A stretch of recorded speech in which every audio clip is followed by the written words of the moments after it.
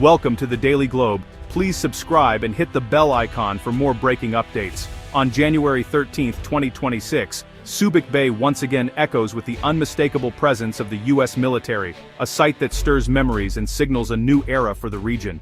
The return is not just a symbolic gesture, it marks a significant turning point in the security landscape of Southeast Asia, as American forces set foot on this storied base after more than 3 decades away. This pivotal moment comes 34 years after the last U.S. ship departed, and the reopening of Subic Bay is met with both anticipation and a sense of urgency, reflecting the rapidly changing dynamics in the region. Unlike the Cold War era, today's return is not about reliving the past, but about adapting to a new reality, one shaped by China's expanding influence and assertive actions in the South China Sea, which have raised concerns among neighboring countries and global powers alike. The arrival of U.S. Navy ships and the construction of new Marine Corps facilities are clear signals of a recalibrated American strategy, one that is leaner, more agile, and deeply rooted in the Enhanced Defense Cooperation Agreement with the Philippines. This partnership is designed to respond swiftly to emerging threats and to strengthen the defense capabilities of both nations. Subic Bay's revival is about more than military might. It's a story of renewed alliances, shared commitments, and a vision for regional stability. Joint exercises and close cooperation between American and Filipino forces underscore the importance of unity in the face of uncertainty.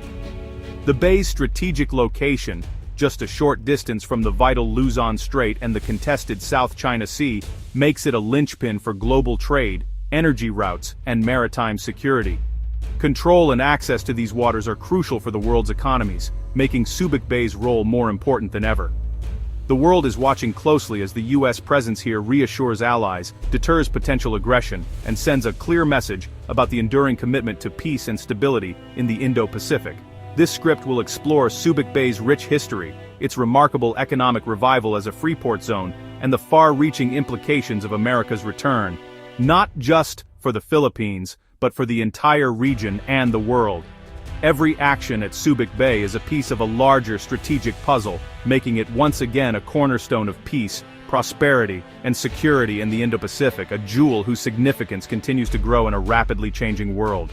To understand today's events, we must revisit Subic Bay's storied past. For nearly a century, it was the backbone of American naval power in the Western Pacific, transformed from a Spanish outpost into a sprawling military city. During the Vietnam War, Subic Bay was the 7th Fleet's lifeline, repairing ships, supplying fleets, and serving as a sanctuary for thousands. Throughout the Cold War, it deterred Soviet expansion and symbolized America's commitment to its allies.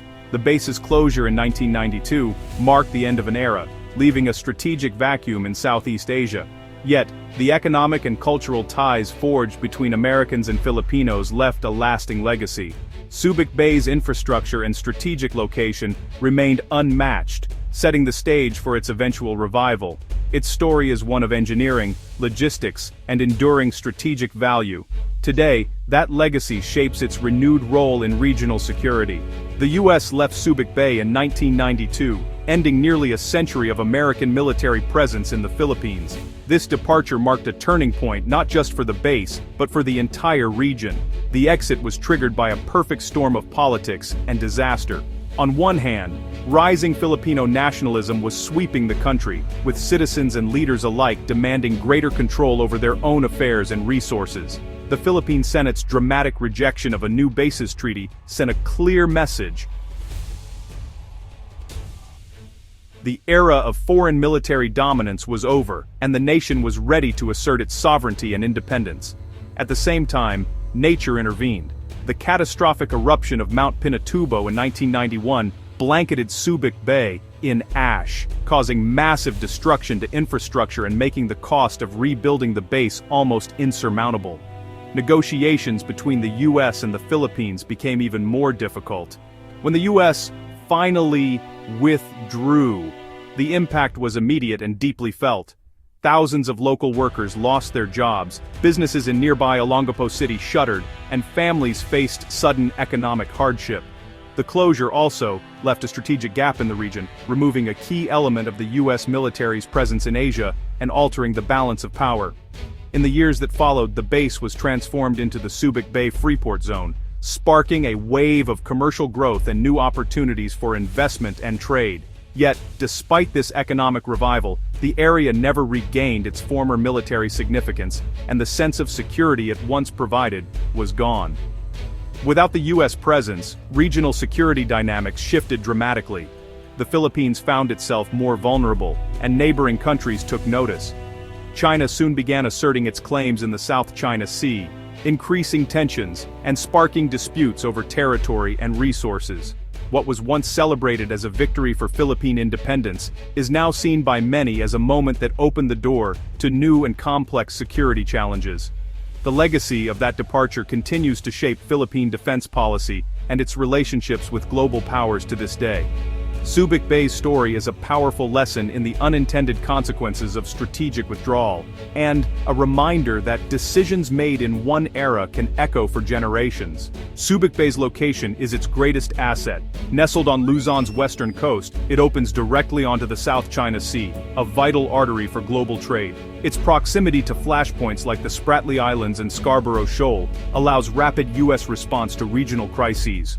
Subic Bay also guards the Luzon Strait, a choke point between the Pacific and South China Sea, crucial for any conflict involving Taiwan. The bay's deep, sheltered harbor can host the world's largest warships, making it a logistical powerhouse. Existing infrastructure from the Cold War era provides a ready foundation for modern operations. In an era of dispersed, resilient military strategy, Subic Bay is indispensable. Its geography and facilities make it a strategic necessity for peace in the Indo-Pacific. The U.S. return to Subic Bay is measured and strategic, reflecting a new era of military cooperation in the region. Rather than simply re-establishing the massive bases of the past, the U.S. is taking a more nuanced approach, adapting to the evolving security landscape of Southeast Asia. This is not a revival of old bases but the creation of a network of flexible hubs, designed to respond quickly to emerging threats and humanitarian needs. These hubs are spread across key locations, making the U.S. presence more adaptable and less predictable.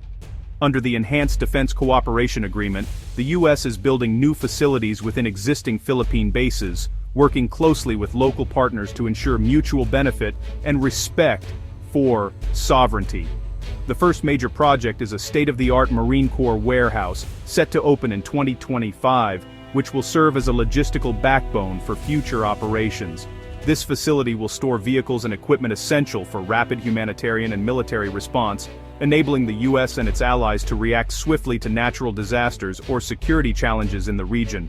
While no munitions are kept here, the warehouse is vital for maintaining readiness and ensuring that both nations can mobilize quickly when needed.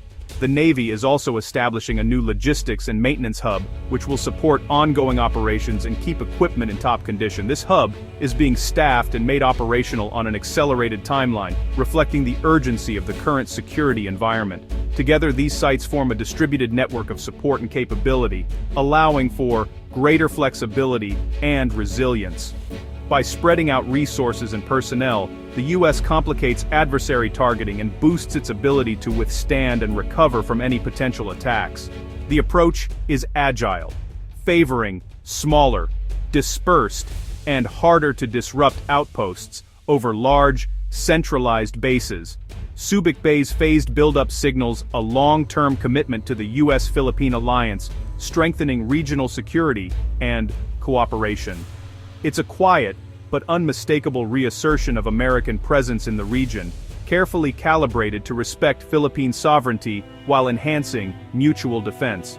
The new model is about partnership, not occupation, focusing on shared goals, joint training, and collaborative efforts to address common challenges. Subic Bay is once again central to U.S. strategy in Asia, serving as a symbol of renewed commitment and evolving partnership in a rapidly changing world. At the heart of Subic Bay's revival is its massive shipyard. Once run by Hanjin, its bankruptcy in 2019 sparked fears of a Chinese takeover. In 2022, U.S. firm Cerberus, with Hyundai, acquired and revitalized the facility, securing thousands of jobs in strategic control. Now, the Aguila Subic shipyard, it serves both commercial and defense needs, hosting the Philippine Navy and U.S. defense firms. U.S. and allied ships can now repair and resupply here, reducing downtime and boosting operational reach. Plans are underway for a major munitions plant, further cementing Subic's role in regional security. The shipyard's transformation is a powerful symbol of the deepening US-Philippines partnership. Subic Bay is now a nexus of economic growth and military strength. Subic Bay's resurgence is defined by action. Hundreds of joint US-Philippines military activities each year. From small drills to massive Balikatan exercises, these events build seamless cooperation for crisis response and deterrence. In 2025, the USS Ohio's high-profile visit sent a clear message of American resolve and capability. The US has deployed surveillance drones, P-8 overflights, and the Typhoon missile system to the region, enhancing deterrence. These moves underscore a credible commitment to Philippine defense and regional stability. Subic Bay is now a hub for rapid deployments and strategic messaging. The alliance is more active and integrated than it's been in decades. Every exercise and port call strengthens the region's security architecture. The U.S. return to Subic Bay is reshaping the Philippines politically, economically, and socially. Politically, it strengthens the alliance and reassures Manila of U.S. support against Chinese expansion. Economically, the revitalized shipyard and new facilities create jobs, attract investment, and spur industrial growth. The military benefits from modern equipment, training, and rapid deployment capabilities. For the armed forces of the Philippines, this is a leap toward modernization and self-reliance.